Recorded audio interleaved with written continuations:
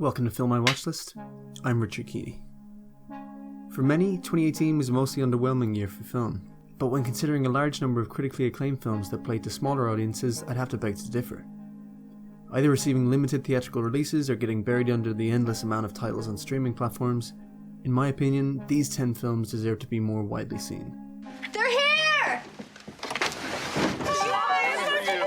I just don't want to find myself at 50 in some block association meeting trying to prevent the opening of a new bar. Richard, we're not turning 50 on East 6th Street. I'm 47. Private Life. From director Tamara Jenkins, who made 2007's The Savages, starring the late great Philip Seymour Hoffman and Laura Linney, comes another well-observed slice of family drama. Here she takes a look at the difficulties of an older couple attempting to start a family, with two brilliant central performances by Paul Giamatti and Kathryn Hahn elevating it from the usual New York indie fare. When a married couple in their late 40s experience difficulties conceiving, they ask a young in-law whether she'd be interested in being their surrogate. The film is a funny, moving and humanistic portrayal of issues that many modern couples encounter but few speak about. Available on Netflix, Private Life is definitely worth your time. Lo orang mau apa kesini? Ambil kamu uang. Semua kamu ternak. Kalau masih ada waktu, tidur dengko. Kita bertujuh.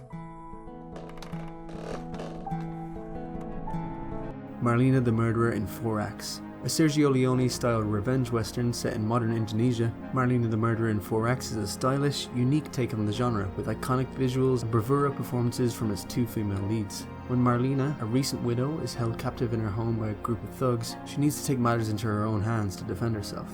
With refreshing depictions of female autonomy, Muli Surya's film is an exciting revamp of Western tropes in an unfamiliar setting, whilst also paying homage to classics of the genre through its visual style and Morricone-influenced score. Marlene the Murderer in 4 Acts is definitely a film deserving of a wider audience. Hey, excuse me. Need some help? No, I'm good. Let me take a look. You know anything about cars? No, not really. The Old Man and the Gun. David Lowery's follow-up to last year's A Ghost Story finds him exploring his directorial range and crowd-pleasing style that works as a poignant swan song for the legendary Robert Redford's career. Redford plays the titular bank robber, who's addicted to the transgressive thrill of being on the run from the law. A consummate gentleman, even in the course of a heist, his protagonist is effortlessly likeable and a joy to watch. With a cast including Sissy Spacek, Casey Affleck, Tom Waits and Danny Glover, and a visual style that harkens back to the old-fashioned brilliance of 70s cinema, befit with trademark zooms and grainy 16mm cinematography, The Old Man and the Gun is massively enjoyable and the epitome of a comfort watch.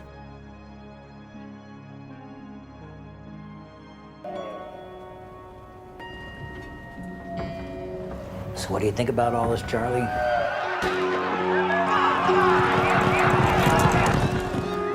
What do you mean? You know, working the backside, being here in the asshole or nowhere.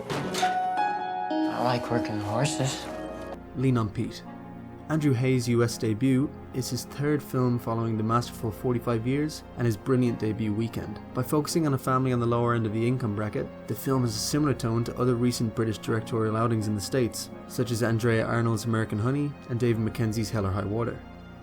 Charlie Plummer's lead performance is a star-making turn that manages to shoulder the emotional heft of Willie Vlotten's source material in effectively portraying a teenager utterly adrift and unsure of his place in the world. Support from Chloe Sevigny and Steve Buscemi is strong, as Hayes' direction subtly ekes out powerful moments of humanity and drama. T'as eu des défis à relever? Ouais, c'est ça, exactement. Comme quoi? Jeune Femme, in her early 30s, broke and in the wake of a humbling breakup, a spirited yet directionless young woman, Paula, finds herself struggling to get by in her hometown Paris. With an enigmatic yet riveting performance from Letitia Dosh, who manages to convey volatility and nastiness alongside empathetic humanity, Jeune Femme, or Montparnasse Bienvenue, is a beautifully understated character piece whose atmosphere and sincerity makes it stand out from its comparable forebears. I wouldn't believe the story if someone else were telling it, but it's true, every word of it. 3 Identical Strangers. In New York in 1980, 3 young men discovered that they're triplets who were separated at birth. As this bizarre and breathtaking documentary unfolds, the brothers gradually discover the uncanny similarities they share despite their separate upbringings, while the truth behind their separation rears its ugly head. This film is one that simply needs to be seen with as little knowledge about it as possible going in. A riveting mystery with a sinister edge to it, 3 Identical Strangers is the perfect example of truth being stranger than fiction. It's a must-see for all documentary fans, drawing parallels to Bart Layton's The Imposter in its surreal intensity.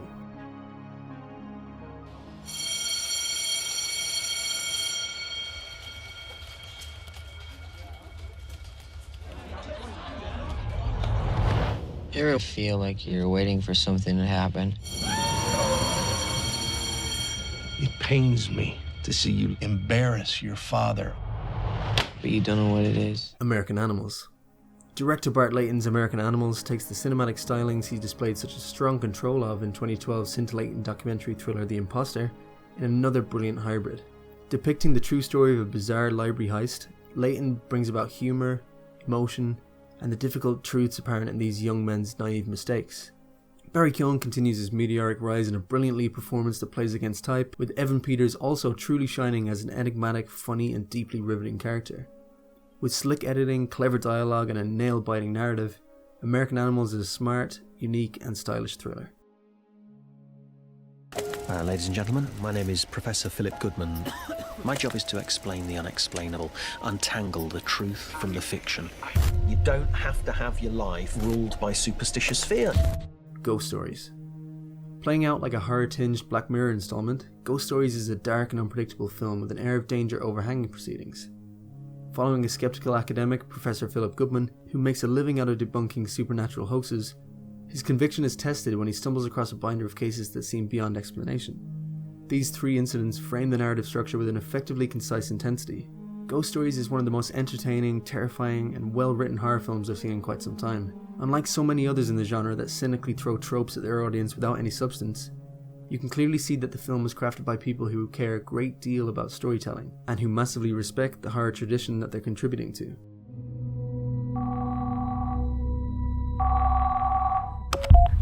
Det er alarmcentralen. Jeg har kørt med cykel og slået min knæ. Lige på linjen. Det er alarmcentralen. Jeg er lige blevet overfaldet, hvis du bruger politiet lige nu. Ja, du har taget narkotika, er det korrekt? Jeg er bange. Men det er jo ligesom din egen skyld, ikke? The Guilty. A police officer assigned dispatch duty enters a race against time when he answers an emergency call from a woman who's been abducted. Like all great single-location films, The Guilty is keenly written, directed and acted, which make its limited surroundings inconsequential as a result. With a powerhouse central performance from Jacob Cedergren, who plays Asker, a detective demoted to answer emergency calls while a professional discretion works its way through the courts, the actor manages to convey a beguiling mystery of a character by turns empathetic, nasty, angry, and human. With an intense utilization of sound, pulse-pounding editing and a clever script that makes use of implication and peppers clues and ambiguity throughout, The Guilty is an unpredictable edge-of-your-seat thriller with heart. Already having been optioned for a Hollywood remake starring Jake Gyllenhaal, do yourself a favour and seek it out beforehand.